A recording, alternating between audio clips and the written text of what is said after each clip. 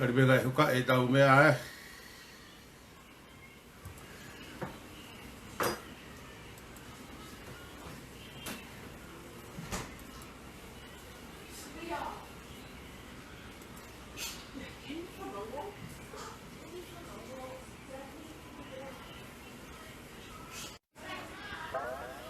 Disconnected.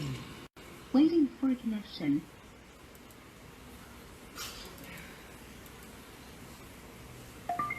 Connected.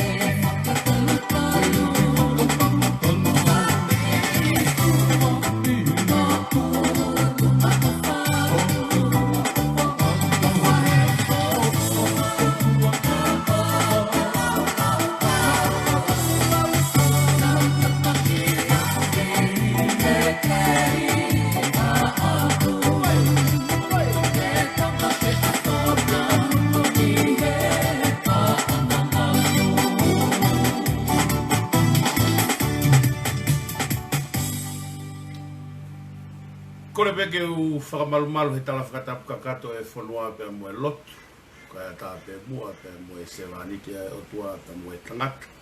Ke whakahoko atu e tau ki i polokalama u su fuluti koe ni o e fia fini. Pea whamalo atu ka moutolu kutau pena mo lava mai ke tau polokalama ane nai.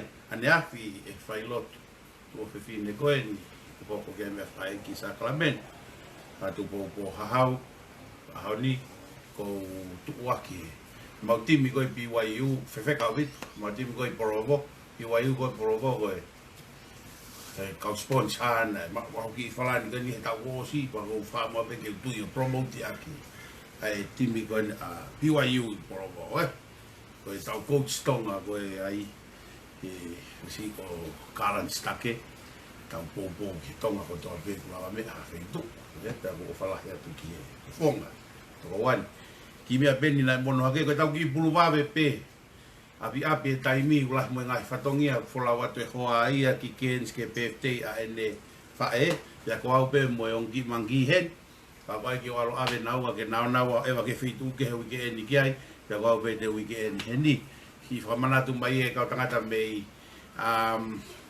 meripoane family tu meripoane ta mai te muki lave he mesensa ihe e fia fini he taimi ono motol koe meripoane u whanonga atu mo whenga atu he ono tal mai mi meripoane u whahamoki lave i he taimi ono ai fiafi pia mo e whanonga atu ai pe ana whangalai one ko hiki maho tau po kalapu pia mei he po tōpule lulu tau mai rewa kamatarere whalaiti koe uhi na tau nokpe tōpule lulu ko hi koe mo e taha koe ni rere whalaite he koe tamai ki ta tau be ka koe uhi koe ke toi lele mo he taha ka ku tau whoki mai ki whalaite whawhainga maari e kau whai kawa koe uhi koe aho tōnaki nau malolo ai i fwoi owa ai inu he whai malolo he aho tōnaki koe ana e whangalai o ne koe aho nia na ku lahi au pito hono seni mai tu e tau hoko atua tau tō lahi au pito hono seni mai ai mitio koe ni o e matala holau kai api veni pea mo sia o si pea pehe ki he la ki he fatfonua fo o a pi veni e hou'eiki mo Eke'i nga ko whaamu pe ke u ki Tala noa atu he ngaahi mea ko ia pea ko tui ka pau e hulu i pea mata a to kose ne whanongo ki he we iyo kamalo atu ke kau whanai ni nga wela he mo fai toko se nek whanongo atu ki he polokalama e loteri pe hoko mai ai pe mo na whanongo a neafi e fiafi polokalama a e hamala pe a loteri pe a hoko mai ai pe ki e kenolo ka kenolo tapu pe a koe mea koe na whakakaukau ki aina e Tala noa ki ai a kenolo tapu ka ko whaamu pe ki utoi hau pe o ta o maki atu he whakakaukau koe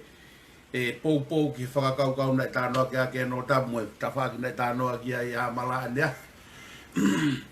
i he whaahinga polo kalama ko e nipea ko whaambewe ke mahino ki he tonga ko ngāui ko tō peu tau whai o kui ai hono motive mono initiative initiative i he mea koe o ku tau whai ki he ko tau mua mo e kawe inga o ku mahu inga au pito ko e uhi he ku tau lava e tau tōluia whakamo'oni ai mea o ku tau malanga i ki ai malanga ki ai mo whakapapau i mea o ku tau tui ki ai kono whakamo'oni ne mea o tau Tala noa ki ai ko e malanga koe ku whai koe e piveni pea mo sia o si mo e whakakaukau e whatifonua pea pehe ki a tui wata mo e kau patoa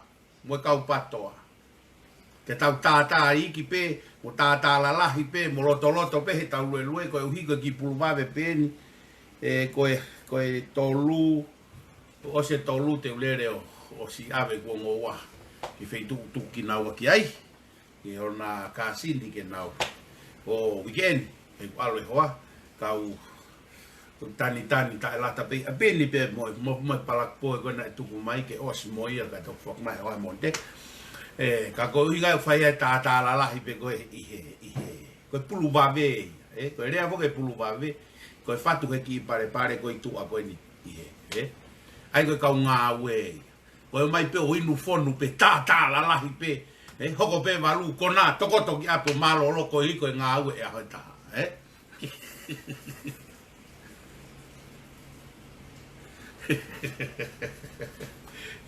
Pau pehe pe kau pulu wawe. Koe tā la lahi pe. Kai hika o malo loko he ngā we. Pau pehe pe. Koe tā la lahi pe ni koe uhi fu lahi o mute palaku po ia na tuku. O hange palaku po koe na tuku mai koe he paipa. Kai toki alu koe ki he peften fae. O hange koe tānafa koe matua koe mei whenua. Tānafa koe mau matua koe pe mei uiha. Tānafa koe matua mei uiha. O koe ki te focus pe he nafahe. O ku ātakai ki taia he nafa. O ku tā pe he o rere o tau ki he. Pea tā me he o rere hako tau ki he. Pea sākisi tako koe pe moe nafa e whotu unga nafa i mui. Pea ku pe he pe pea moe u palaku poe. O koe ki hanga taha mai pe palaku poe. Ka ku au fia kita he palaku poe hange koe tā nafa koe mau matua koe mei uiha. Pea pe he tof pe whai ki i pulu wawe koe ni. O tā noa pe ne ako he whakakaukau koe o e fupolo kalama loloa hoa e ua ma tala wholau kaina e whai e piveni pia mo Akilisi Pohiva pia pehe ki polo kalama whatu whonua a piveni. Kohono whakatu utamaki e ne whai ngā polo kalama koe ni. Koe mea kotoa pe uku tau whai o ku iai pe a hono initiativi mo hono motivi.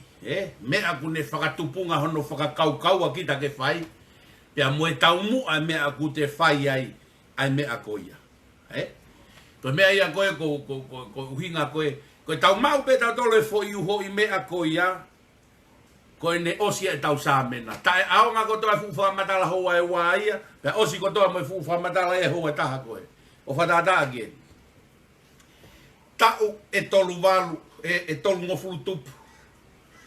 Pea koe tau e wha ngofuru tupu. Hono Fakamanatu fatu, mo fatu hono halanga, pea lalanga iai ai Ptoa, pe koe pāti te mokalati.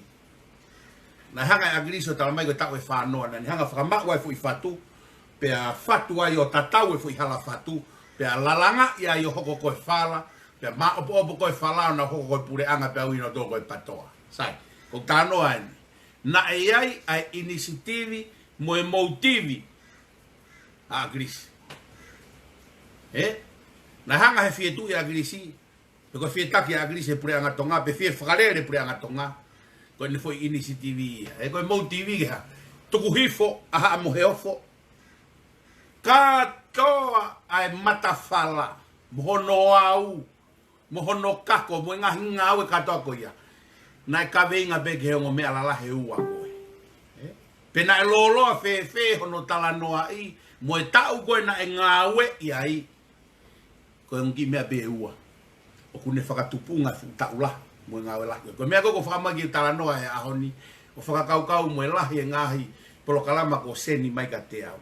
Hange koe, kau focus pe i he ongo polo kalama koe ni ai ongo tama koe ni. A piveni pe mo siaosi. Fatu whonua a siaosi. Pea mo e matalafolau fatu whonua a piveni mo e matalafolau kai a piveni mo siaosi. Koe ngaahi fatu, koe mea mahu ngā kono tau mua. Pea iai rewa hono whakamooni. Koe rewa hono whakamooni. Kono whakamooni en. Koe taimi koe na ana wa'u ai ke fo'i mea koe na ne initiate pe initiativi koe na e turi ki ai ke take e pule'anga tonga. Pea tau sio rewa tau tolu ki he uho koe fo'i motivi na e whai ake e nau ngāu. Whengai ke ha. Laku ki tuai kakai koe na e ikai ke nau sa ia i loto. Whakotu umai e lao ke ha, whakaholofa ake mea na nau ka veinga ke tuku hifo. Katoa e futau koe na nau ngāu e ai. Koe na wa'u koe ki hefo i ka veinga e ua koe ia. Koe whaka osi koe hono, os mahino koe na wa'o taki he pule'anga. Na ua mai rewa whai rewa mea koe na tau mua nau iai. Wha'u e ngāhi lao, whenga ke whakatala ene a whio me he mawhai. Mandu e video ko Akilisi ko pe Akilisi. Iyo, mai pe ki konga. Ka whema e mawhai ke mai kotoa. Koe uho ia mo e ka weinga e fo ingau e tau e whanoa. Aina e whakamau. Pea whatu. Pea lalanga mau i mai. Koe koa ki pe tau siore ma kono whamoni. Mo ilo hono maari e koe ai lolo e whakamatala koe a se aosi mo piveni. E foki peia ke foi ka veinga koe. Koe foi ka veinga koe a Akilisi koe na nau pule'anga ai. E alu pe ka fusi pe ke foki pe ki he. O kai koe foi mea fo o uia ke nau turia e foi mafua koe aki mua. Ikai. E fai pe whakamatala, e fai pe whakamalanga. Pea koe fehu'i mai rewa pe. O foki ki mui ki he ha. Ko meni ke tau whinga koe ke maala au pito. O foki ki mui ki he ha. Foki ki he whakatiki tato. Foki ki he pure pe whakakau kengi. Monu ia whakafoi tui. Mo si o Gita. Mo e mawhai. O kai e hou'eiki mo e kainga. Nai talu e lere i e fo i ama koe he tau e whanoa koe. Pea ngāu e aki pe fo i rea koe. Kakai.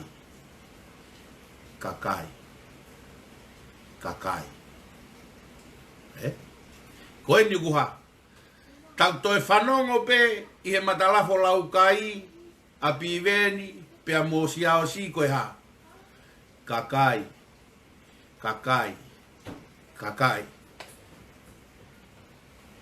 Kono whakamoni eni, koe foi e ape, koe kawe ngā ku ke whamoni eni. Fefe kakai he taimi na e pūrea ia Akilisi.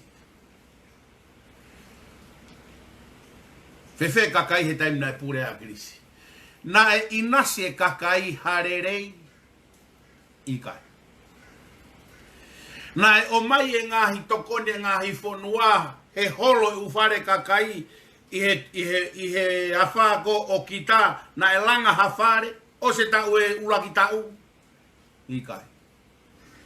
Ka pate mo foke he ngahi video Akilisi e fwoi baha taimi ko he osi koe e afaa. Na ne teke e kakai ke tuko e whakapiko. Ta fulu i e ka winu kawa. Ta mai ke taha langa pe hono whare. Ka veinga e paanga e ka hamea ke he kaunga.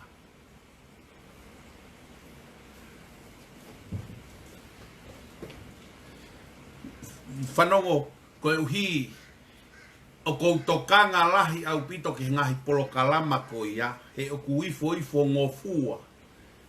Pea koe Fakamanatu. O ku ikai koe whakamatala ai o ngotama koe ni koe whakamatala fo ou.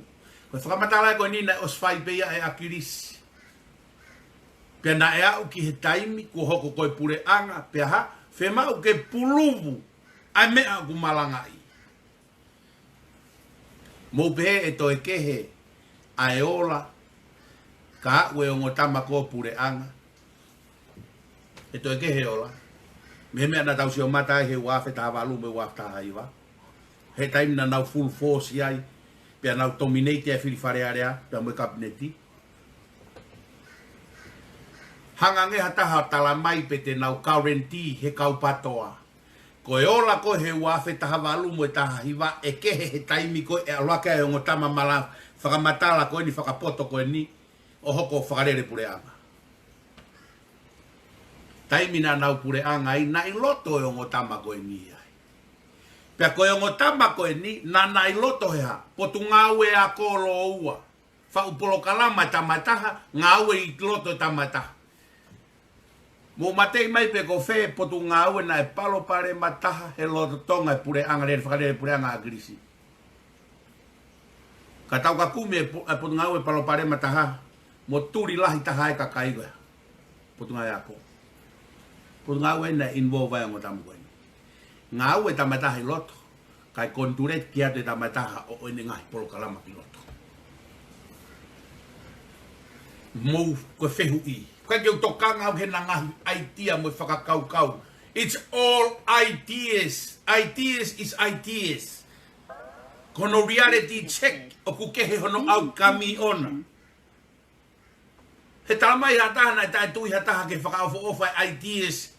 Ngaahi ideologia koe na hanga Akilisi re reki mai tai tolu noa. Kau patoa koe na mutafoki.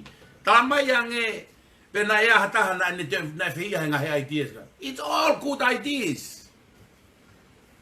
Ko tai mona mai ko ke put in practical pe mai ko ke whakamooni ko ideas e lava ngau lelei ka mena hoko.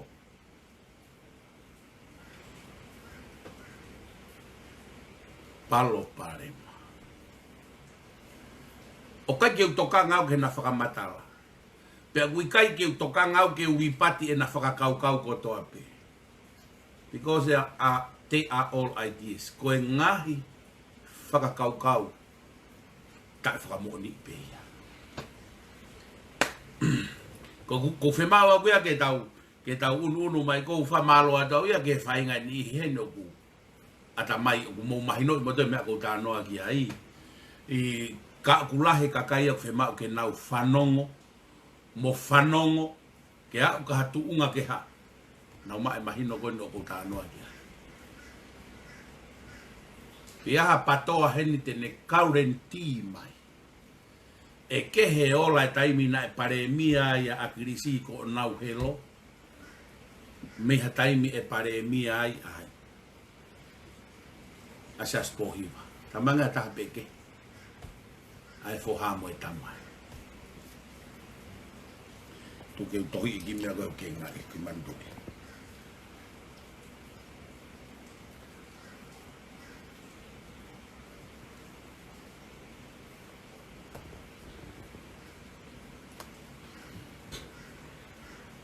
Eke. Pate utata mea muoni koni. Mou pehe koe aitolaisi o Akilisi. Pea hoko a Akilisi koe helo e Ptoa. Mou pehe e toe ai ha pule'anga e fakalele hataha e na e mui ia Akilisi. E fakalaka he nau helo. He kai te atahe tene whakarera pule'anga laka he nau helo. Matu ka tau aipe hataha ko tau helo. Ko tumu aki. Ko toenga ko toa e kau mui. Te nau ilalo pe na nau laka he helo. Ikai koe. Koe tānoa koa sisu. Nama sisu. Oku ikai malawa ke whakalaka e tamsi ako e ne ilo he whai ako. He koe mea ko toa pe koe ilo ke tamsi ako koe mea pe na e oang he whai ako. Pea e whai ai pe he tamsi ako ia ha mea mo e ne ilo mo ne whakaukau. He ikai pe ke whakalaka ia he ne whai ako. Sai. Koe tumu aki o e Ptoa ko hai Akilisi. Koe whai ako a e Ptoa ko hai ko Akilisi. Ko o siawa Akilisi o taki he whanua pe whakarere whanua. Pea si o mata e tonga ko toa pe ki he nunua mo e ola e whakarere pule'anga Akilisi. Mou pehe e toe iai hataha Ptoa e whakarere pule'anga e laka honau taimi. Mo e taki ko Akilisi. Mahalo e simpolo pe taria pa whaingofua. Pe taria ko ikai. Tau o si o mata tau tolu he taki ho nau helo. He ikai peto iai hataha iai muia nau tolu. Ulo aki he. He ikai ke nau tolu ki heke he na tau mo Akilisi. Ai whakamatala e ngaahi mea maari e pe whakatuingofua ki he whanongo e kakai. Ka he kai pe ke hoko ngaahi mea ia koea he taimi te nau aluha ke ai. Oha, whalere pule'anga. Whakamooni e. U whakamatala katoa koe na e oku whai e piveni he ahoni mo e ngā hiririu mo e mea ke whai. Whakamooni e. Na e whai e piveni e ngā himea koe he taimi koe na nau pure ai mo Akilisi pule'anga.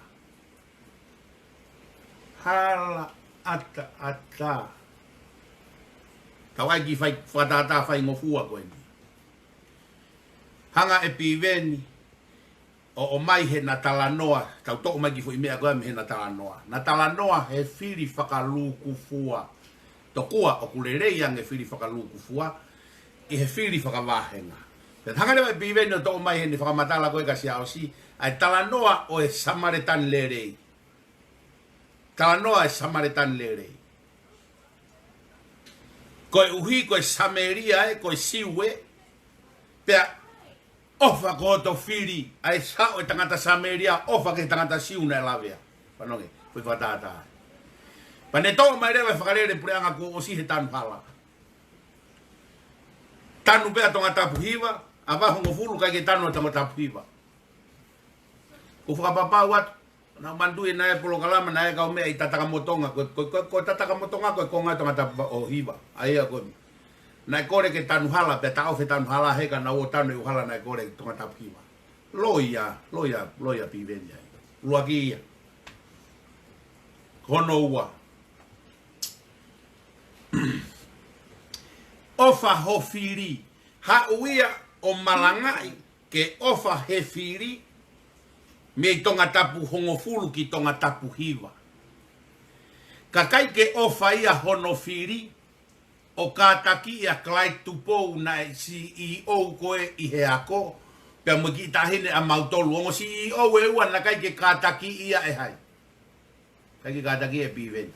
Hau'ia o malangai ai fu i whakakau lelei e te ofa hoto fili me i whakakohi ko i whakavahenga ke whakamanawa aki e na fu i whakakau o i fili whakavahenga pe haure watala mai ofa ho fili aki tala noa ko samaritani lelei ka koe taimi ko na nau pule'anga ta e fie maari e peheha ta e fie maari e pe ia klai tupou ko uhi ko whenga klai ke whakalao ai ngāhi ke totong e ne paanga he ne polo kalama.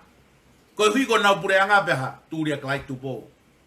Te huat mo Gita hine o ki motoha tu whewhine peha.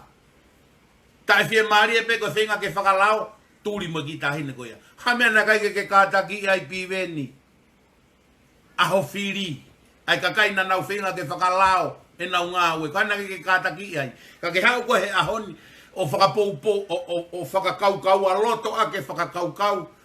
Ko hui ko o motui ke whiri whakaluku fua. Pea moto mai talanoa o e ofa ki ho whiri. Mo e kaunga api e talanoa koe samaritani lelei. Kakai ke mou whai e mou tolu he taimi nai ha.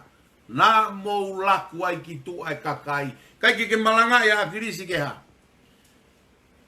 Ke tuku pea winse fifita. Turia winse fifita. Whakamalolo i mai a hai koe nene ai tahine koe ni ulakai. Me he potunga me he waa koe awe ki he. Fe unu aki turi mo e kakai ko fe rewa e whiri ai. Turi a reiti fustua. Turi mo reiti whilakepa.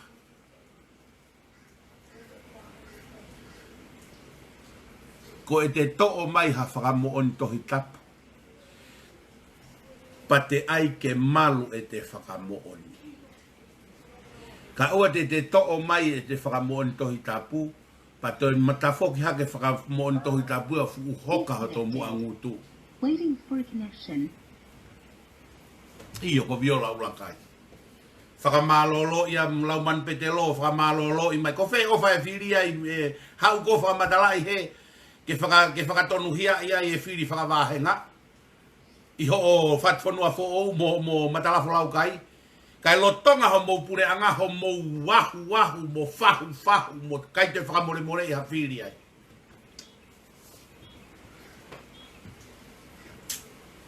Koe tauhanga ino to'o mai ngaahi wiareti ke mahino koe whakawharesi ho mo malanga o kehe me he wiareti. He kou talatu. Ka mou katoe o pe o pule'anga te mou toe foki pe ke mea na mou whai he. Ai whakatiki tato mo e tūri e kakai. Mo mai mo tolu o Tala mai o ku hanga he foi whakarea whapalang na ngāwe aki e piveni. O ku hanga he whiri whakawahenga o cultivate a si o kita. Ne ngāwe ki whaerea kari cultivate si o kita. Piveni. Ko koe mo tui wata. Ko mo taki he cultivate si o kita he ngāhi mea na mo whai he lotonga na mo pule'anga. Kau talatu ai ki hui whakamooni na kai ke si o kita e ai pare mia koe nai toko osi Pohiva Tui'onetoa. Na neptori isi mi ha ahai nepotisin mia hai. Akilisi. Whakahuma hono foha. Pea. Ofa pe a Pohiva Tui'onetoa o whakangāwe'i pe ai fo i nepotisimi a Akilisi. Toi ofa pe a sa sovareni o toi whakakei whakangāwe'i pe fo i nepotisimi a Akilisi. Toi hena na wanga tala mai hu pe a po oi o vahe pe he vahenga o Akilisi. Pe hae mena e hoko. Pe kai ke vahe. Iai. Hanga na to create fo i post. Whakalau e fo i post ka pa whakahure wa kia po oi ke vahe me pule'anga. E koe tale tupa po oi, mo whanongo mai. Na tale tupa po oi, mo teke ke ngai wha pule'anga po oi. Teke maa ne ngau ena ngai wha pule'anga.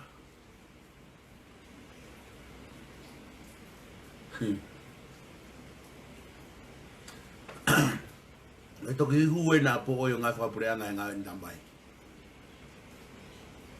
Ko toku o ngai wha pule'anga e ngau ena tamai. Sai. Tala mai rewa e motolu o sio Gita. Ko sio Gita ai na fai homo gelo. Fa u pe ono foa. Tala mai motolu o sio Gita ai fili whakavahenga. Ikai. Na kai ke sio Gita sio whakavahenga he na fili Pohiva Tui'onetoa. Na e ofa peo ke i tuku pea po i loto e fo i nepotisimi ko ia. Fefea se aso ware. Na fili, na turi e Akilisi sa sovare. Turi. Turi he ne kabineti. Turi me paremia, me tokon paremia. Na ton ke huma se au se turia, a se au si ko po iko Akilisi Pohiva na turia. Na o fefe se au si, a se sovare. Ofa se au no fili. Ofa se au no fili. Ene hanga e Pohiva ke whakangao i pia po oi. Hau ina sia sovaren ke whakangao i pia po oi. Koe ofa e whiri e ngotama matala whalau kai. Po whanongo mai. Mea kui koe ofa e whiri. Ai beho to whiri ke ngāwe mai beho to tawhaki. Seke maari e. Poto e ome tohi tapu. O whakamooni aki, pa ospa toi hanga ke pe fo i vesi tohi tapu, o fu hoka to mua ngutu, Cultivate ai sio Gita. Koe parapare maen. Kai ko sio Gita ia. Na kai pe ke loto e kau whakafofonga ia ke, o ku kehe sio Gita, me he tae loto pe e whakafofonga ia ke tanu o nau hala. Mo hikini maha ke kuloto ke tanu e hala o ngai o tonga. Whalau mai. Loto ke ai a tonga tapu honga fulu. Kai ke loto ke a tonga tapu hiva. Kai ke loto ke a tonga tapu valu. Loto ke a tonga tapu fitu.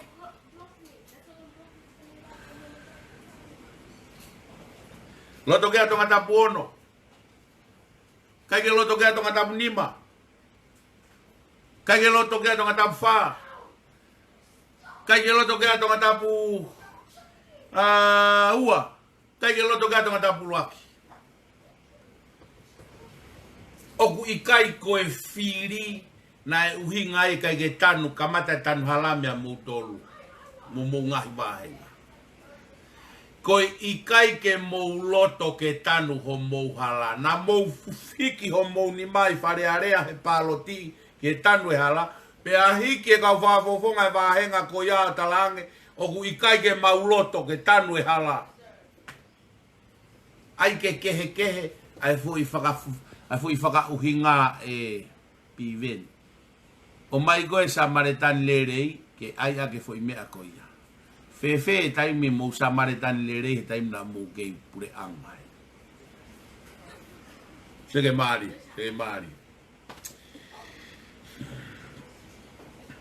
Ai ki mea fo'o ko loto ke tala noa ke ahon. Ko e uhi ko toe ala pi veni pea mo siaos ki he waia uhila. Pako te ala ke waia uhila, e lulu kita, e soki kita, e hiki kita o haaki, te ka, lulu, hiki, haaki. Ko kamata ke na ala o tala mai, koe pule'anga koe ni, to e fou at be pule'anga koe ni, he mea e pule'anga ko o si. Pea tala mai guia e kau toke tā mo e kau poto. Piven, ko koe na mo nofo ho tere holo mo Akilisi, he ose tō e fu'u afaa kita. Ikai koia, piven. Ke hau koe o kotoko holo he tainimi, ihe tufa mo ngāue ki he, mo ngaahi mo ngāue koe. Kai toa ki tāia, inu pia pe koe mo Akilisi, ihe uho tere mo hoko hoka holo ai, mo nofo malu ai, kai haere mai e tamatui oha, alo tufa e vai ki he kakai. Koeni, toi alupe mo e whare o haa mo he o fō kei whai e o ngāhi oha, toi haere atu toi alu atu mo e hou'eiki oha, tufa e vai e kakai. Kai ha, kei whai pe whakaanga mo e politiki e kauha, Ptoa. Hange koe lau e minista kere, hako ai tonga, kei whai e whelau aki kai ha. Hifo mai nau tolo o tufa e vai e whare mo e o fō. Mea uwhia mau he kakai. Hako ai tonga. Ikai piweni, ko nofo whakamatala ki he mea a e ua, mo whakaanga e pule'anga koe ni, ko he haha o involve, he na e hoko e fu whakatamaki Fakamanatula, haha o involve, sai pe kau tama koe nukape mai loto tala mai e kuloi. Tala mai ange pe koe loi e nofo hotere Akilisi, mo piweni. Kohi hake hena tala mai ai be, ko whakamone loi e kānoa koe ni.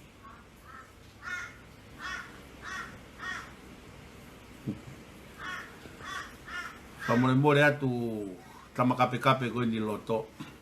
Kape koe ke osi mai ho, loto mamahiki tu.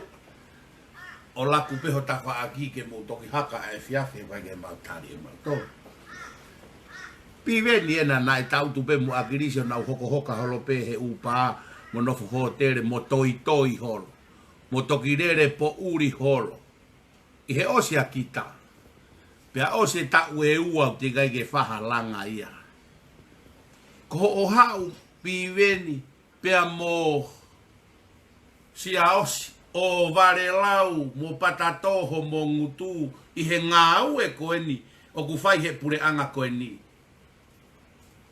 As long o ku nau initiative ke whai e ngāue. E kai koia? Iyo, na e whai tā i mai kausio he neti he ngāhi tā he hotere na anau nofu ai koe whakamonia. Na tikai pe ke ahataia Akilisi mo piweni ke asi mai ku nao sio ke kau ke he ngāhi family ko whakamonia. Whakamonia na asi mai utai ha. Awe ne afio tu whai vai e kakai. Whakamonia. Kate te riri o whaifektia ko ia. Pe aku ilo ia he e tonga ko toa pe. Na e whai tā i mai. Tahana nau nofo pe ho tere tatau. Na e te Eke'i pe ke alu e tangata Eke'i asi mai. Na e o se wikeu te pe asi tangata Eke'i hawhitu e. Fefea Pohiva Tui'onetoa. Whaita mai pe Pohiva he aho e taha e o se afaa. Ia koe. Te apau kua hao la i tae alo Akilisi o ahi. Ke whakamoni mai aki na alo Akilisi ku hala mea ko tānoa kei. Ake aho mai. Ka kata ka tuka te peka pe hena he kai ho whanau. Koe mau tare mau do. Mo kai e fiafi wa mudu e lansi o kai ho sipi e sapate. Ko piweni ena. Mea ku mou kiri ai koe hoka e mata i hanga tāmaki. Pakpepe koe pā koe mata i hanga tāmaki. O alu hake ai e u hingoa ho fanga kui. Mo hingoa ho fanga whae tangata. Wei! se ke hifo kape ko so dia i loto hena na be go wesi ho kape ko i loto hena he neongo ku ke tui mai e puloa ka ku ia e fofonga he tua puloa pe neongo ku e pehe ku ke mau ilo atu ka ku afio mai o tuaki ho afio mai o tuaki ai ka tu ku atu pege ngā ka moki o ta sapate lu ia tu hakonga ka ko piveni ena tanga piven ke ha o tala mai na ikai ke na no hotel na fai ta i mai be ka security ngaahi hotel na winu pia pe ai na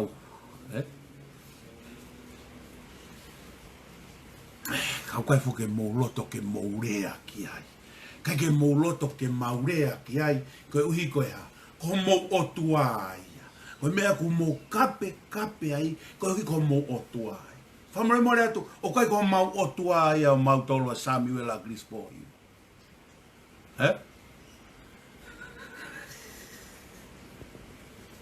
Ako mau tua ma do si ova. Pero me ego mau Tala atu. Fakamatala marie, fakamatala anepo. Lawe ofa ki ho fili, he fili fakavahenga. Tala mai ange taimi na e nofo he pule'anga pe na e ofa ke fili. Na nau mai bo nofo he pule'anga e taimi na nau ke pule'anga yoha. Faluku, fa'alolo.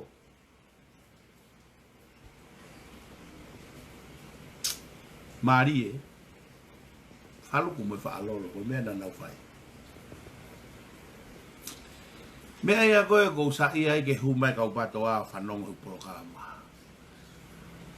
Koe kai ke nau lata i loto hoku nau kala ia hono talatu e mo'oni. O talatu hanga tonu ai mo'oni. Koe mo'oni ko toa pe o whakautua. Koe mo'oni o i mea ko toa pe whakautua. Koe rea ake mo'oni whakautua. Wai mea ka noa sisu pe sisu. Ka kuke ilo hanga ue lelei ke whai. Ka ikai te ke whai a koe anga hala. Pea kou ilo whakapapau hoku konse nisi mo klau mani. Koe ngā ue lelei e no kou whai. Ke uha o taanga ai palaku moe loi he whonua.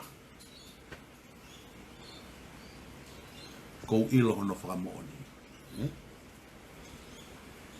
Ka he kai ke tuku noa'ia Akilisi.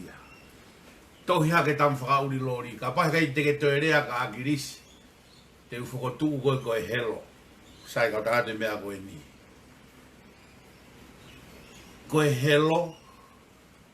Koe mea ia o ku tisai te fu kakai toko lahi fau. Ke nau oange ki hatangata koe helo ia. O ku ikai ko ha mea ia hatama whakauri lori pe. Koe ta whauri lori, i ta pēr matau me i pēr. Ko family pe o oku. Family pe o oku i pēr. Pe ku ne ilo e pe ikai halanga toto, koe ke ne ilo e ia. Kau tau ke iaho.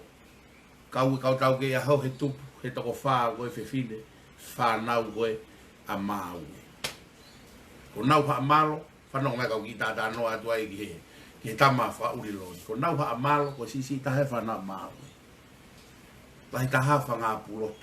O ku tupu a hai. Tupu ai a kau tama koe ni a. Kau samita, tupu ai kau niutei. Tupu ai a vave. Ai mo fefine taha kolupe. Tupu ai kau moturiki mo e mea. Fefine taha ko a kolo, nanau toko nima. Fefine. Tupu ai a suka mo mea koe me toko mololo. Fefine taha tupu ai e piriu i tofoa.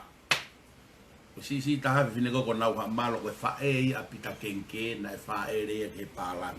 Sia mani. Tupu ai mau tolo kenke. Ko ilo pēo ma whaaviri me tam tau ke iaho tam whauri lori. Me tala mai ke tu kai peke te reka Akilisi hanga ui au koe helo. Koe helo koe mea ia au tisaiti ai fukau polisi kakai toko lahi. Ke nau hanga o hanga. O whakanofu ataha koe helo. Pea ku pehe tofu e whakanofo helo. O tisai te kau polisi he whai hatanga ta lava me ahai. Whakahau whia kakai pea mai rewa aha no me tari whakalang ko helo. Tamatea higa adam tamatea te ne whai ha mea extra he o dineuri.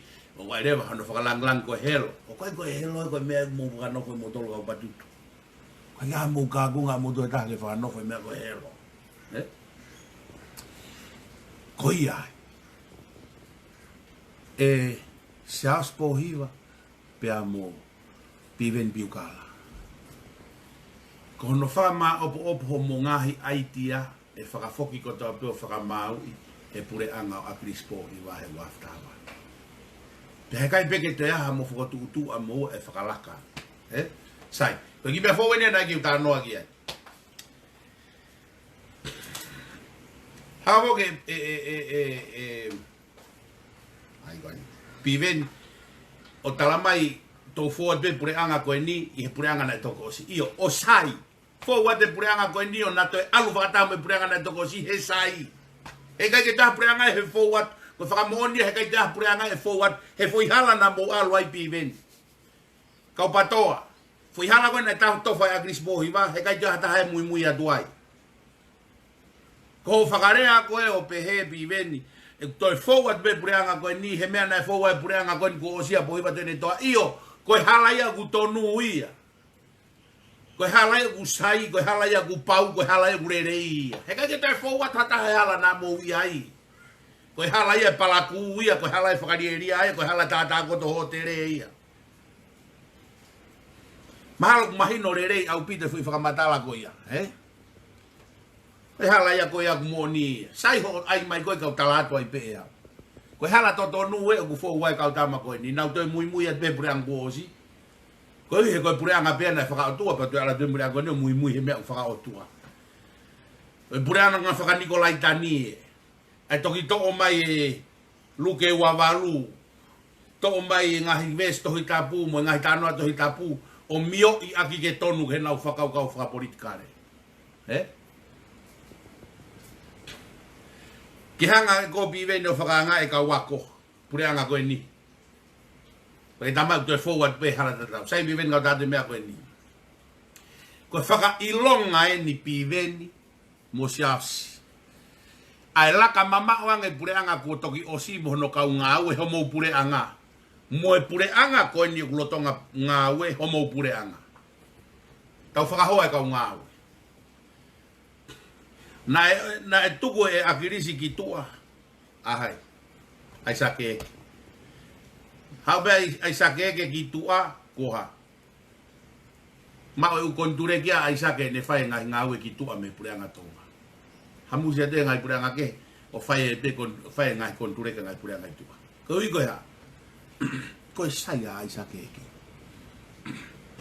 sai o se o mo pule'anga o Ptoa ko fehu'i ko hai ho mo pule'anga ko hamusi atu taha ki tu'a ko hai mo pule'anga ko hamusi atu taha ki tu'a me pule'anga me tu'a ke whakaaonga ho mo kakai na mo whakalele pule'anga ko whakailonga ia o ku ikai ke iai haoriori e taha ho mo fonga whakalele pule'anga na e mo toko ki tu'a pe kai la hake ai toko taha ia. Sio koe atunga ha moutu ka tui wata ki tua ko whehima o mai me UNICEF. E awe ki Papua New Guinea. O ki New Caledonia o ngawe maalu ngai. Au ngahono toke tā. Ptoa.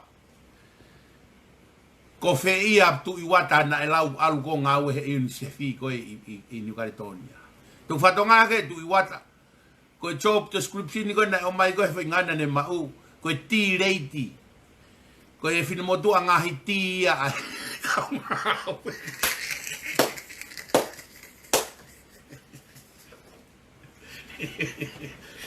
O koe ke whe mau hato ke tā loi. He ngau e whakaprofesionare a mamani. Tala mai ange poko hai hataha. He kau paipa koe ni koe ai Ptoa he nau pule'anga. Ko whe mau mei tua. O au ka koe piven. Na ke kai la aki hoha. O whakapolo kalama fo o waha moa pehe kutika ho ai polo kalama. O si whakapuna e ha moa ki tua ki he vewe ho a wha polo kalama. Ha mea koe ke te maua e ha polo kalama. Koe tangata ngā wererei o ku whe hamu si mai. He ngahi whonua koe uhi koe tika. Hala ha o fo i tika e taha.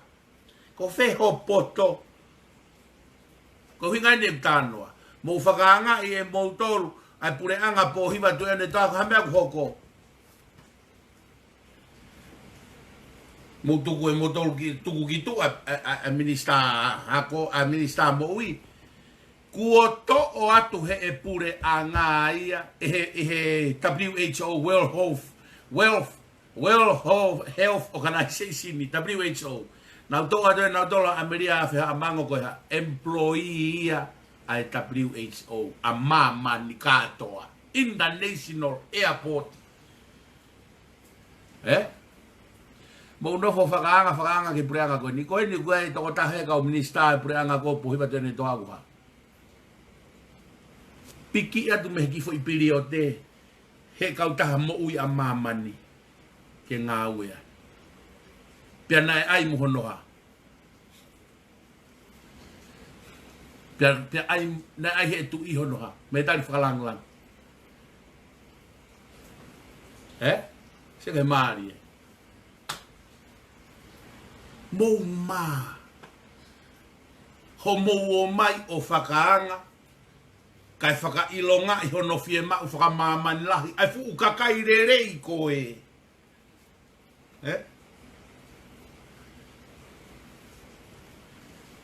ko mea ko kulau koe piven ko whakapoto au pe ko ha mua na pena ka falelei polo kalama ha mua falea polo kalama na kei he koe taimi koe na kei he i olunga he ha ton fon pe koe ha koe ne mea koe uhiwa o kui whee taini o kui lalo takapau koe taini kako sa ia bea uia ke na mau ateki au e ko talo no ateki au he taimi tai wha koe nuosi iyo, masi koe ni u ta whahako mai ko si tui wataene o ku te ono tawhai miro moa. Koe tau tānoa tau tolu he ECU koe mea ke heia. Mu rotu atu matui wata. O koe ke tau whihia ta toka tui, tau whihia he neanga whai. Tau lo tau tolu ke si mo uia tui he wahano mari mo ne whanau. Koe tau tānoa ne an tau tolu he ne pā usi ako no atamai mo no ngutu e kakai. O ta tau mo piveni mohai. Pā usi ako nau whakamatala e kakai. Ai ose angoa koe kakano koe nau mo ui. Koe tau mua pe ke mau ha mea. Koe tau mua ke mau ha mawhai. Tau mua ke maa sirini. Hala ataha ofa. I kakai. Te mu whamon me koto mea ko tānoa ke ai kakai. Mu whamon mo tau kia. Te mu whamon mo tolu he taimi wana he pule'anga ia a piveni. Ko si hao a piveni o kumia fo i pia kau hawai tonga. Ko mo whaarea ke mea koe ni. Fewe ha te iho. Ko ha piveni o huatu hai nu hopi ha te iho he kau ha te iho. Pe alato kumia fo i pia o atu ke kau inu pia i ha te iho. Ika. Fakamatala ia ai ofa he kakai. He koe fo i mounu ia. Ka koe kau inu koa piveni. Ko inu paipa pe a piveni. Toko ke kau paipa pe palmo pivi. Na obe me kau paipa tābulu. Na mai bewa e na fui pia. Toko ke kau paipa. Koe mon, koe uho pivi ni koe paipa. O koe mea koe ke Tala noa koe. Koe mea koe ke Tala noa koe. O pehe koe ku. Ofa he kakai. Foi. Pulu sipi.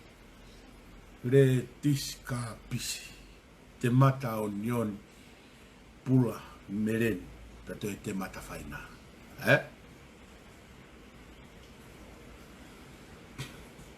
He koe foi. He kai kakai ko whaambe ke o whaambe ke hu koe atamai e tonga. Hu koe atamai e tonga. Ai mea koe ngo Tala noa ki ai. Oua te mou hehema. Oa na mou hehema. Koe uhi koe ha. Oa na mou hehema koe uhi. Koe ngaahi whakamatala. Whakaifo ngofua. Whakaifo ngofua. Lelei whakamatala koe o kakai. Kauia he loi pala, loi la. He utikai ki nao mana tolo more ha nau sienit ki he kakai. Kau pe musas pohiva ia. Kau pe musas pohiva ia. Ai pai pa. Wai pe ko kakai ia ko ma fehu'i mo kakai. Wai pe ko whainga kakai ia ko ma fehu'i mo kakai. O mai pia ke whakaifo ngofua hono taki ake ata mai tae mahi no. Kau koe ko kakai o whakakai ia. Whakakai o whakakai.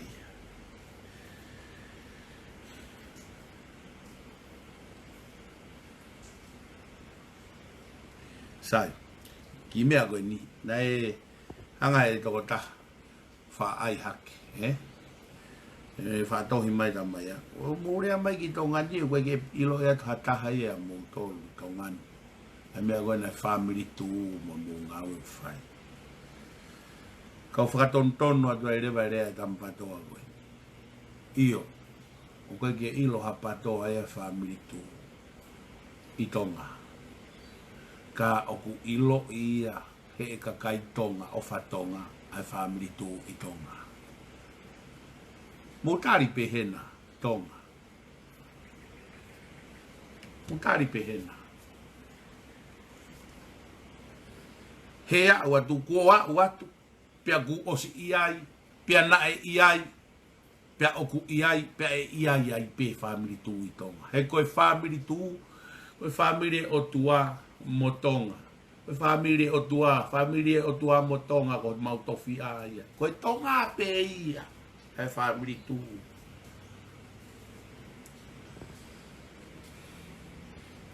Koe na taha e tanu hataha.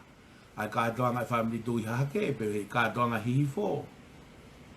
E tanu i hataha. Ai kaua te family tū he lotu hufia. Ai tahine kui ni.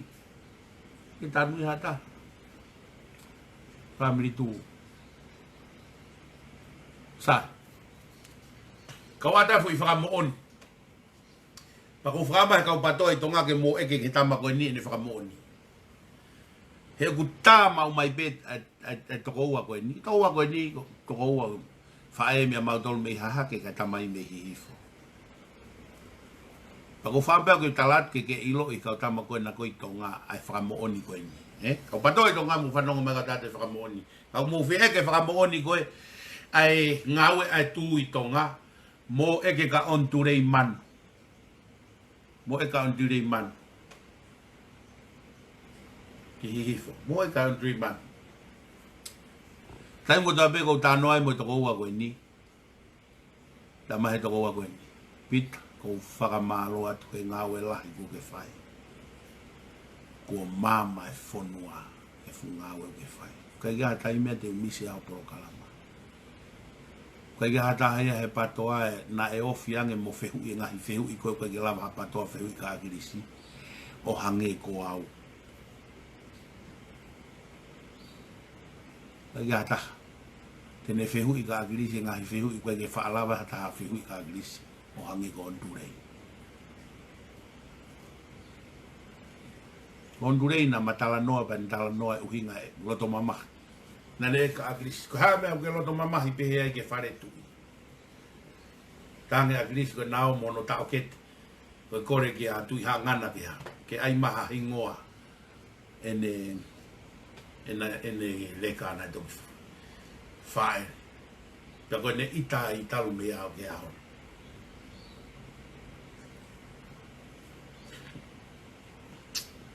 Koe ka turei.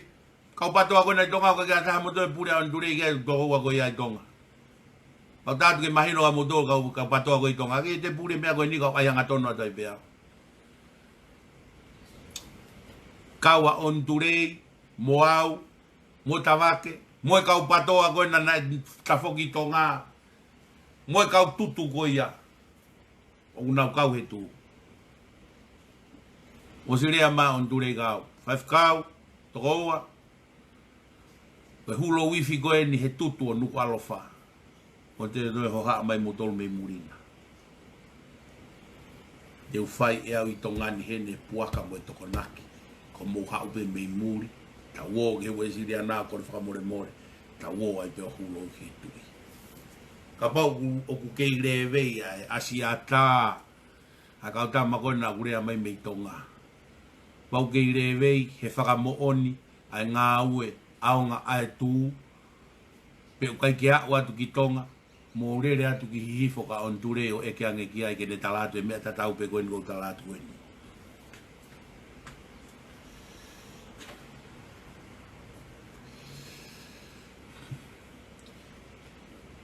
o tui koe polo kalama kehe o swa matala e on ture i lai ne tolu lala hawai ki tonga e trucks ko kautila holo ia i tonga ko kautila pe i tonga fanki kautila ia ko ia ko supply ko o trucks ki tonga lain la lahi pe tol na afaa mate taha finga en ye hui taimi ki ta noa ke taimi ko ia men ko tala noa tuai kau Ptoa tu mo ta noa tila mo tol mo ta noa mo ilo ka ulu i feke loia ai to mude ta no mo ni mo me go mo i loi hange go pi veni go si a o si go asiata ka mo fe fa mo ne me go ta no ki ai mo walo eke ka on ture ten fa matala be on ture me ta go fa matala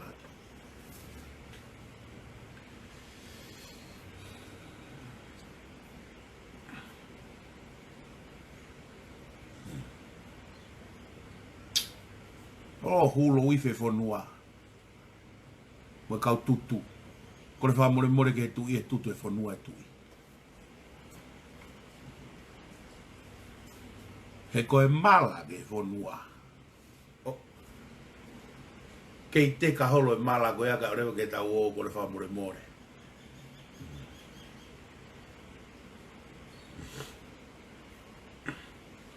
pe fa ka hoko e ta un fa hoko e ta un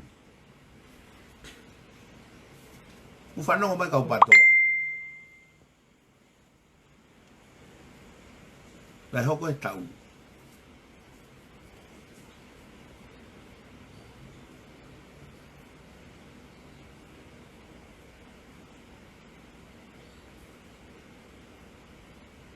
Ai o hulo wifi. Ko ne ava pe fe folau aki, ko e palania e o hulo wifi. Pa ko ia kau Ptoa.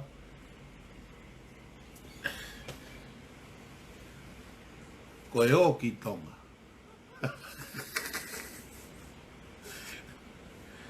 O whatukala. Ko e o ki tonga. Ko pau ke whai ia. Ko whangi longolongo a holo koe na kau Ptoa e koe ni kua whakaofa o kito ia. O si tuu hake whonua ia. O si tuu hake whonua ia. Ko no wha moni, whanong mai Ptoa kau aia tue mea koe ni mea moni koe ni. Lai longoa a. Ko ai te fumi a mooni au pito ko ni. Kono whaka mooni e ni. Ai tuu hake ai whanua. Mo e mama ai whanua. I he whiri whare area koe na e tokosi.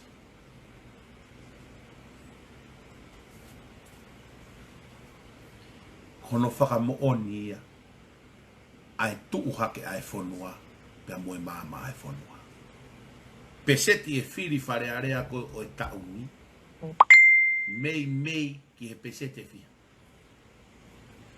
Walu noa ki o lunga, ai kakai e whanua mo kau whiri. Nau tu hake nau tō. Le lau kakai me tau, Oua.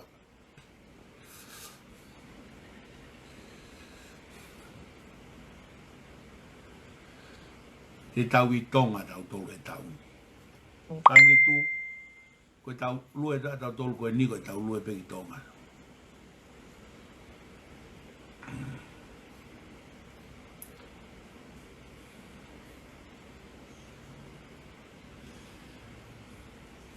he ko no moni o naia tau fia. I o pesete e iwani. Koe kakai ko si mama au pito ia. Talo e ose filia koe ni. O a upea ke kau whakafofonga koe. Kila kau whakafofonga koe ne Ptoa koe he. I he koa team. Os tae aongan. Os movete nau tolu. Os foki nau tolu ia tatanga ue peo no feitu. Koe ke toi tui nau tolu ia ke mea koe ni he keke. Os tui e kau whakafofonga he koe he koa team. He ikai toe lava ia. He kai pe. Na osi rea pe misi. Kakai pe ke tau toe lava hu he pea koe ni. Ko vaihi. Ko ki pati pe nia e kakai. O ku nau kei fute.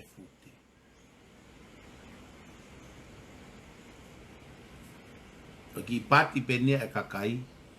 O ku nau kei fute. A pati a pi veni pea mo.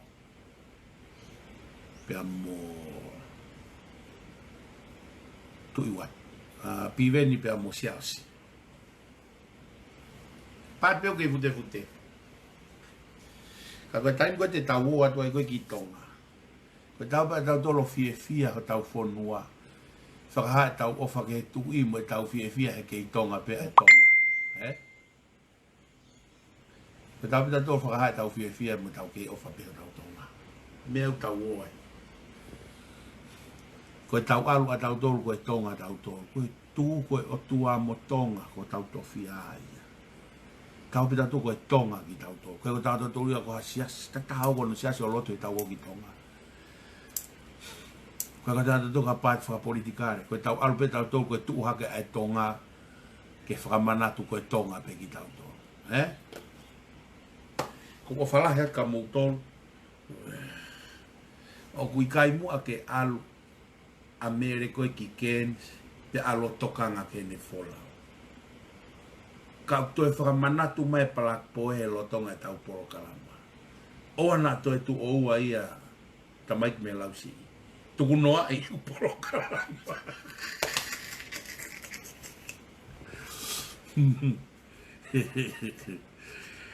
Ko whai ka mutolu. Teu e ki poro kalama koe ni ki hoka atu ki ai. Ai pia tuku i atu ki ai. Tuku i atu pia ki tonga ngaahi mea koe na. E koe ko ha mea na ia ku o whai ngata. Nea ko tau be ku whai ngofu e kawai ai o tua. O te mou kata o whaka ai he to e lahi palaku poe o mou kata.